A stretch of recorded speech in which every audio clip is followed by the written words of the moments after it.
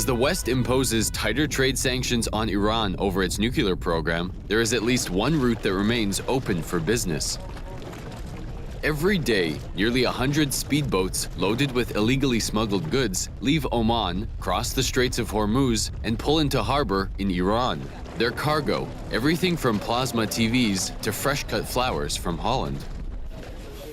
The operation smuggles in merchandise to avoid Iranian tariffs and to bring in American and European products that have largely disappeared from Iranian markets because of international sanctions. According to black market dealers, business is sharply down. The slumping Iranian currency has left fewer customers for the smuggled wares. At the same time, the risk of being caught is higher as Iranian authorities step up patrols near the strategic oil tanker lanes at the mouth of the Gulf. If we load here and reach Iran and see the Coast Guard, we drop the goods into the sea. If we are arrested, we face harsh penalties in prison. It's not worth the problem.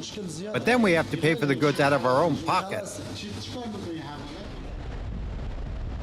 The Strait, which is the only access in and out of the Gulf, has been the scene of Cold War-style brinkmanship between Iran and the West, after Tehran last month threatened to block the passageway in retaliation for new U.S. sanctions.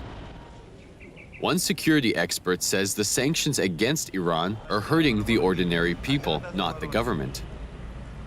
With the sanctions, though, we're beginning to see a crackdown on that trade that does hamper the locals who reside here because they have hopes for making a living, as well as the Iranians who are the traders themselves. So there is an impact. And this is the problem with the fifth round of sanctions, because the fifth round of sanctions is supposed to be something that is to affect the government itself. But now, here's what you're seeing is that the sanctions are hurting every individual. And that's when I think sanctions run awry.